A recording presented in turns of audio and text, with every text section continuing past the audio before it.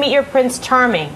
Well, we're going to help you do that because right here on set we have Christie Nightingale joining us of Premier Match, and you have a database of thousands of fabulous Prince Charmings, we hope, yes. right? Many, yes. And that guys that are looking to actually get married and find a nice woman or find someone to spend their time with, yeah, right? Yeah, Make a absolutely. life with. So tell us how it works about your agency okay. and what your tips are for women that want to meet their Prince Charming. Well, first of all, my service is a personalized search type of service. It's very much like working with a headhunter, where we take clients on and we match them throughout a full year term. We work with many very high net worth individuals, and the reason why they come to our service is because they're running businesses, they're traveling constantly. They still would like a relationship, and they would like to try to find somebody in a very confidential manner. So versus on like Match.com. Well, yeah, you're not going to find a multimillionaire on Match.com. Well, you might find a fake one. Well, many that are aiming to be. Yes, yeah. There's a lot of misrepresentation online, and that's why a lot of people do come to our service and ask to help them find somebody special. So, okay, so someone contacts you, say like a businessman, CEO, etc. They'll say, look, I want something that's confidential and exclusive. And so then how do you go about finding them the right match in terms of, nice woman for them to be with?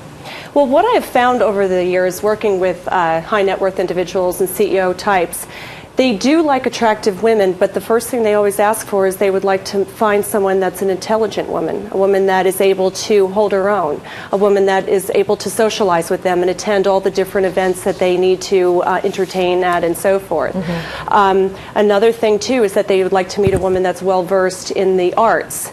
Many of the high, net worth fellas are into contributing to a lot of the charities, the operas, the ballet, the Met. They would like to meet somebody that can, differentiate between Debussy and Dickens. You know what I mean? So I do, yes. Well, differentiate, yeah, of course. All right, back to Christie because now we want it immediately here, right? So where does a woman go to meet her Prince Charming?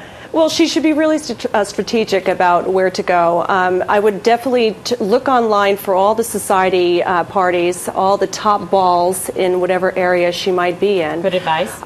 Also, I would say that, there's also, like some of the clubs, like the Union League Club, the Metropolitan Club, a lot of them are seeking out new members. A lot of the older members have since passed on, which is quite sad. What about the Blarney Stone? No, I wouldn't say the Blarney. No, okay. Hooters. Not Hooters either. But the upscale lounge clubs and such are the places that I often suggest to mix and mingle. I mean, you really have to be around where the rich mix and mingle, and in these locations is where they're at. There's seasons for that too, right? Aren't there? I know down in Palm Beach, is the winter time is when they have all the fundraiser balls and stuff like that. This in summertime, it's what, the Hamptons, right? Yes, it is the Hamptons, and I would also say that through spring and summer, this is really the ball season. Right. A lot of the balls are happening right now. The Museum was here last night. Yeah. Right, and then the one over at the library also just happened.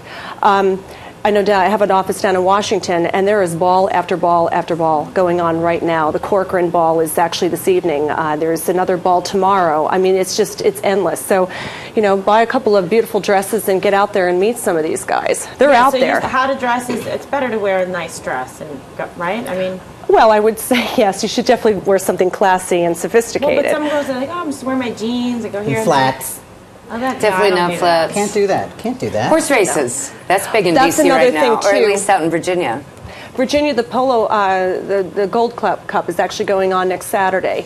I know down in Delaware where there's a lot of money. There's a couple of races that go on. I think they're going to be happening in the next month as well. The point-to-point, the DuPonts. I mean, they're down there. So I mean, there's a lot of American royalty. Though, those like Argentinian polo players. Yeah. Well, I don't know about the players so much. I'm talking more about the ones that are, holding the events. Exactly. That are actually hosting the whole shindig. Okay, now what but about they're not wearing those outfits. local royalty? We have any local royalty? Well, we certainly have old money in this town for sure. And also, a lot of young men that have taken their companies public. Now, granted, they might not be a prince, an earl, or a duke by title, but these are fellas that have sold companies for the 300 million range. I have many that are clients like this. My sister dated a Rockefeller in college. And she broke up with them. How'd she do? No, she broke up with them, and the family went, "What are you doing?" And Yeah, but something what she should have done also is maybe stayed within the circle by befriending several of the individuals that are part of that circle. That's another thing I would say. Don't ever burn a bridge. No. If you date one of these types, try to stay in the social mix so that perhaps maybe the next fellow that comes along that's of the same monetary value will... she did fine, though. She married an oil guy. She's good. She's fine. Who's better than her? Yeah, I mean, right? really. Oh. And it's interesting how you got your start in this business. I mean, you're a former model, right? You can still model today. I'm telling you, I got her right here on set. And you were setting up some of your model girlfriends with guys like bankers and people that you knew, right? Yeah. That's how I started over 10 years ago. I pulled together a bunch of my model girlfriends. Where I went to college was a lot of my guy friends had gone on to Wall Street. And so I would call up my old buddies down in Wall Street and say, listen, I have all my model friends attending this big event tonight. Why don't you show up and bring all your other friends? And of course, it was this wonderful mix of, the models are going to be meeting the hot, wealthy Wall Streeters, and the Wall Streeters were all excited about meeting the high-end models. So that's how I got my start. I was able to build my database to the point of, now 10 years later, I've got about 10,000 registered members in the program. Yes, I have a couple of models. Yes, I have some Wall Streeters, but I have all different types of people that are in the program now. 31 flavors. I guess my boyfriend better do well this weekend, right? Because now I know where to go. Now you know where to go. Pay attention to that, Dave. Well, so, Christie, give us your website if people want to get more information about your service. Okay, my website is premiermatchmaking.com. And I have offices in New York, Philadelphia, and Washington, D.C. The phone numbers are on the site, and I also have affiliates in San Francisco and Los Angeles. Fantastic, all the places I have lived. All right, wonderful to have you here. We've got it all. There's the website. Perfect, Premier Match.